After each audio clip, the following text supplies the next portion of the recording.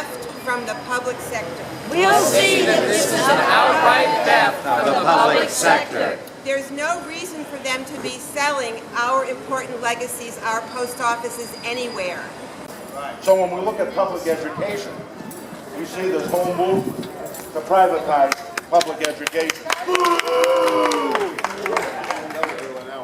And the same phenomenon, led by the same Wall Street forces, is trying to do that to the public postal service. The head of the Postal Service, the Postmaster General, is in cahoots with Wall Street. And I just want to say this. It's not an accident that this specific post office is under Richard Blum's authority now, that the Public Postal Service has given the United States' largest real estate developer exclusive rights to deal with our public property, this beautiful post office. You know, I think we are a very, very brave bunch because we are part of a national group that's really trying to prevent companies like Pitney Bowes, FedEx, UPS, and of course ALEC, this enormous group, from taking over everything that we have. The sale of this post office. It isn't only the sale of the post offices, but it's the sale of our nation. Direct defense of America! So everything that we do to save this post office is part of a larger part to save the United States and frankly the world from privatization, from corporate takeover, from the 1%. It really is a battle for not only the post office, it's a battle for our survival. Richard Ellis Group, now CBRE, the world's largest commercial real estate services firm, was awarded the exclusive contract to market USPS facilities.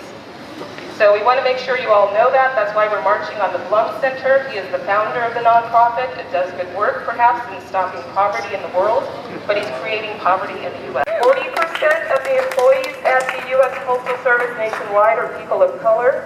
21% are African American. 40% are women. 22% are veterans. 1/3 of those veterans are disabled. The downsizing of these post offices and the privatization, as Ying Li just pointed out, results in loss of jobs. Thousands of jobs have already been lost. More will be lost by the downsizing of these postal services. Did you know that the USPS is not in debt? They claim that they are. Did you know that the USPS is not losing money?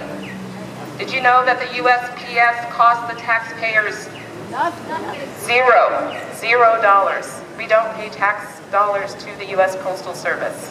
People don't know that. Did you know that the U.S. Postal Service was created by the Constitution and predates the United States? Yes. Article 1, Section 8 of the Constitution created the U.S. Postal Service. Knowledge is power, people, so let's use it. As of December 2012, 998 postal buildings are on this list. Over 50 have already been sold. 50. Go to Venice Beach. It's no longer a post office. It's a private owner's business. You can't get access to the beautiful work of art, the New Deal art in this building. There was a woman artist who's one of the artists who created that beautiful mural in the 1930s. Could no longer be available to the public. That's the case in Venice Beach and many other places around the country. There is a movement afoot to create a historic and cultural zone in downtown Berkeley that would include the post office and Berkeley City Hall and the old City Hall, Berkeley High, the Veterans Memorial Building. So that is actually in process now, and now that we have been granted more than 120 days, this is very likely that this will go through, but we will need your support.